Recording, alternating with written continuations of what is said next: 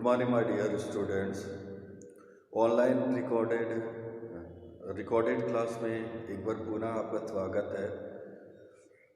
पिछले वीडियो में आप लोगों ने महात्मा गांधी के द्वारा लिखे गए पत्र के बारे में पढ़ा था।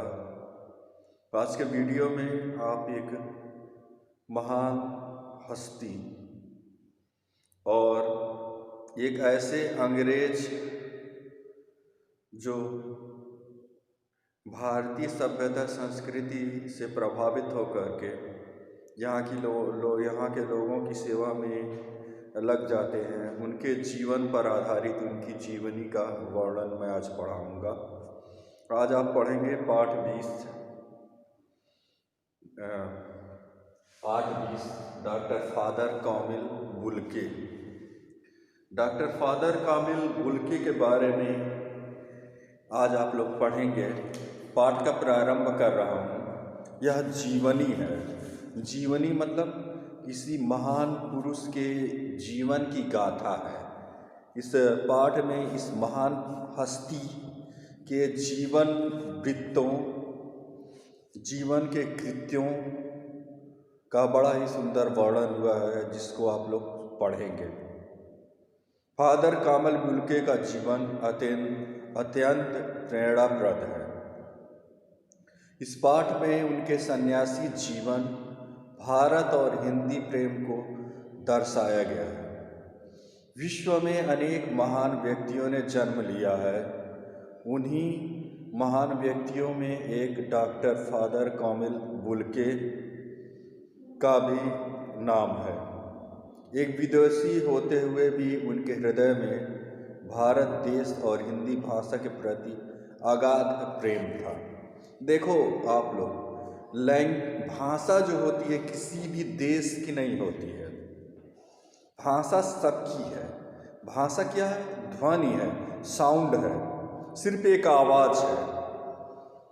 हम जो हिंदी में बोल रहे हैं ना, वो इंग्लिश में भी जो शब्द हिंदी में बोल रहे हैं उसी तरह की ध्वनि इंग्लिश में भी किसी शब्द के लिए निकलती होगी, लेकिन उसका अर्थ कुछ और होता होगा। तो जो भी महान व्यक्ति होता है वो समस्त भाषाओं का, समस्त धर्मों का, समस्त जातियों का, समस्त रीति रिवाजों का, समस्त परंपराओं का सम्मान करता होगा। उसके लिए कोई भी मजहब, कोई भी धर्म, कोई भी सभ्यता, कोई भी संस्कृति भिन्न नहीं है। वो उसको अपना मानता है, क्योंकि इस संसार में विभिन्न सभ्यता, संस्कृति, धर्म, समुदाय, वस्त्र, आभूषण, पहनावा के लोग रहते हैं। और ये क्या है? हमारी विभिन्नता है। विभिन्नता में भी एक एकता है। तो डॉक्टर फादर कामिल बुल्के का जन्म 1 सितंबर सन 1909 ईस्वी को बेल्जियम देश के फ्लैंडर्स प्रांत के रम्स्क पैले नामक गांव में हुआ था। उनके पिता का नाम अडोल्फ बुल्के और माता का नाम मारिया बुल्के था। फादर कामिल बुल्के के पिता बहुत धार्मिक और अनुशासन प्रिय थे और माता अत्यंत भावुक और खुले स्वभाव की महिला थी। उनकी माता के अंदर सेवा भावना भी थी। माता पिता के ये गुण कामिल बुल्के को विरासत में मिले थे। उनका बचपन माँ की स्नेहिल छाया में बीता, क्योंकि प्रथम विश्व युद्ध होते ही उनके पिता को अनिवार्य भर्ती के नियम के अंतर्गत सैनिक के रूप में मोर्चे पर भेज दिया गया। मोर्चा मतलब युद्ध पर भेज दिया गया। फादर कामिल बुल्के 4 भाई बहन थे। उनके सिवा जूलियन, गैब्रियल और रॉबर्ट बच्चों में सबसे बड़े होने के कारण कामिल माँ को सबसे अधिक प्रिय थे। उनके व्यक्तित्व पर उनकी माता का प्रभाव सर्वाधिक था।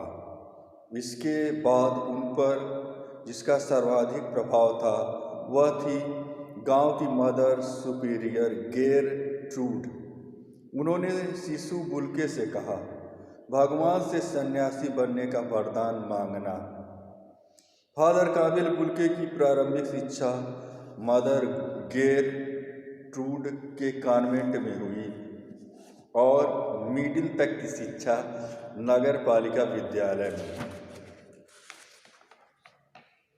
इसके बाद ये ब्रूगे शहर के संत फ्रांसिस स्कूल में भर्ती हुए। अपने विनम्र मृदु स्वभाव और प्रतिभा के कारण ये अपने सहपाठियों और अध्यापकों के बीच बड़े लोकप्रिय थे और प्रत्येक कक्षा में प्रथम आते थे। फादर कामिल बुल्के इंजीनियर बनकर एक सामान्य गृहस्थ का जीवन जीना चाहते थे। उसके लिए उन्होंने बीएससी इंजीनियरिंग की प्रथम परीक्षा भी पास की, किंतु अचानक कुछ ऐसा घटित हुआ कि एक ही क्षण में भविष्य के सारे सपने छिन्न भिन्न हो गए और उनके जीवन की दिशा ही बदल गई। इस घटना का विवरण उन्होंने स्वयं लिखा। शाम का समय था, परिवार के सब लोग बाहर गए थे। मैं फुटबॉल खेलकर लौटा और एक पुस्तक पढ़ रहा था। अचानक पुस्तक के पृष्ठ पर बिजली सी कौंधी और उसके आलोक मतलब प्रकाश में मैंने यह जान लिया कि मुझे संन्यास ग्रहण करना है। इसके लिए ड्रैगन नगर के जेसुइट नवशिष्यालय में 23 दिसंबर सन 1930 को भर्ती हो गए। यहाँ पर ये 2 वर्ष रहकर आगे की धर्म शिक्षा के लिए नीदरलैंड के जर्मन जेसुइट संस्थान चले गए। इसके बाद ये ब्रदर बन गए। यहीं पर उन्होंने भारत में रहकर धर्म कार्य करने की इच्छा प्रकट की। उनकी यह इच्छा जानकर धर्माधिकारियों ने उन्हें भारत भेज दिया।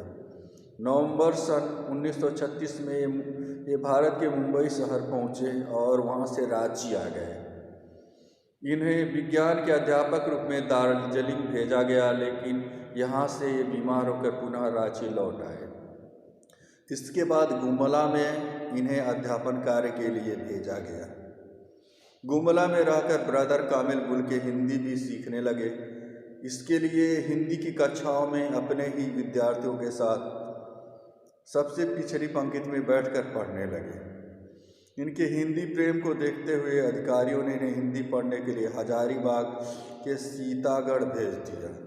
यहाँ पर पंडित बद्रीनाथ शास्त्री से हिंदी सीखी। बद्रीनाथ शास्त्री बहुत ही अच्छे हिंदी व्याकरण के पुस्तक लेखक भी हैं। सन 1940 में हिंदी साहित्य सम्मेलन प्रयाग की विशारद परीक्षा पास की। सन 1941 में ब्रदर से फादर बन गए और फादर कामिल बुल्के कहलाने लगे। उन्होंने इलाहाबाद विश्वविद्यालय से सन 1947 में हिंदी से एमए तथा राम कथा उत्पत्ति और विकास विषय पर डीफिल की उपाधि प्राप्त की। डॉक्टर कामिल बुल्के की हिंदी इतनी अच्छी थी कि बड़े बड़े विद्वान आश्चर्यचकित हो जाते थे। वे धर्म कार्य करते हुए आजीवन हिंदी की भी सेवा करते रहे। उनके द्वारा किए गए साहित्यिक कार्यों में अंग्रेजी हिंदी कोश का निर्माण और रामकथा का विकास जैसे महत्वपूर्ण ग्रंथ शामिल हैं। उनके श्रेष्ठ मानवीय गुणों एवं हिंदी की सेवा के लिए उन्हें अनेक सम्मान प्राप्त हुए।